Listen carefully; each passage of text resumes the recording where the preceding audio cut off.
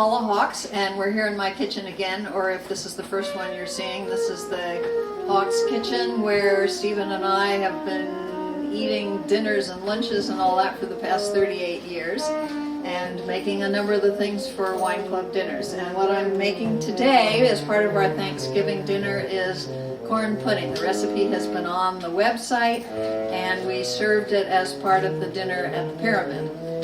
And I have a plate of, in this case, thawed out frozen corn kernels. I like the extra sweet variety. I have a bowl with the cheese that's going to go into it, and all the amounts will be in the recipe that's online. And I chopped it in the food processor rather than grating it, so this is kind of one of those fairly easy in terms of you can use the food processor bowl and then another bowl and measuring cups and pretty much have it. And the bowl has the 2 cups of yogurt because I'm making a double recipe. And I chopped a couple of green onions because I don't have any chives. And one of the times that I've made, a couple of the times I've made it, I've used chopped chives, although it's not something that I always use.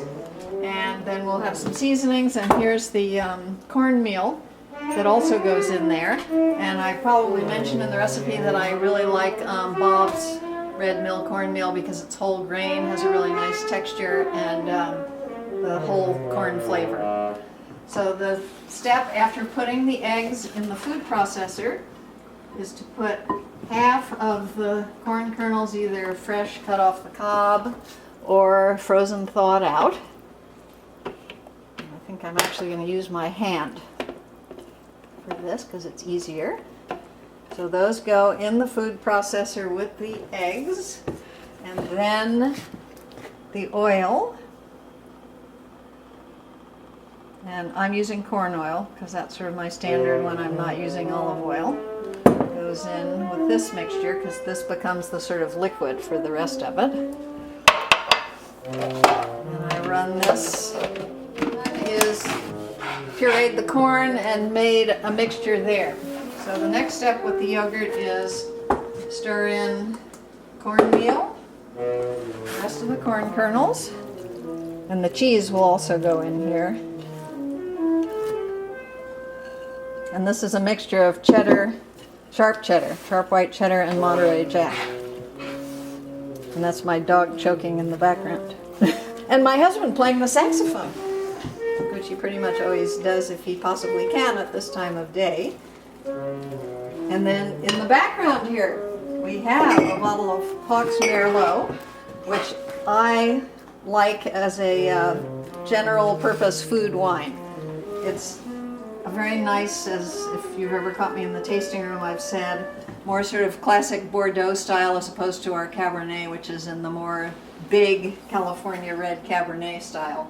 So I think it's very nice with meals, and I think particularly with this Thanksgiving dinner that we're making, the turkey, we're also going to have a pork roast, the corn pudding, things like that. It really goes very nicely with those. A pinch of cayenne pepper. Oops, that's too much. Some ground black pepper.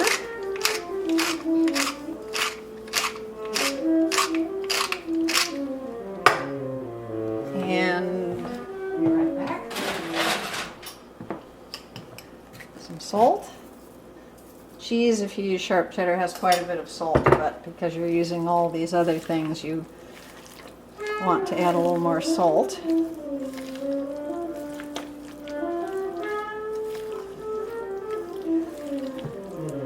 Okay, so that gets mixed up, and then take this, which is the oil, whizzed up corn, and eggs. So it's almost like a cake in terms of the sort of solid ingredients in the liquid.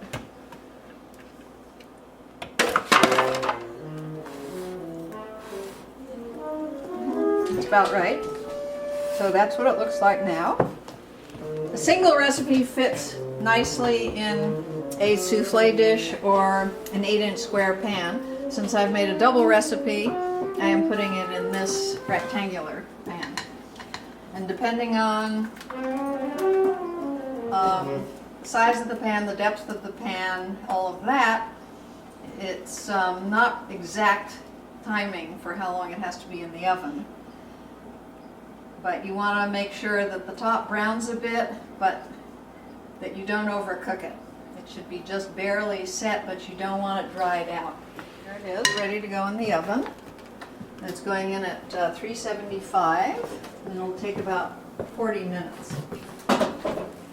And it reheats nicely. It's of course best fresh out of the oven, but it's wonderfully versatile in terms of having it for leftovers, heating it up again. It doesn't have to be brand new to still be really good.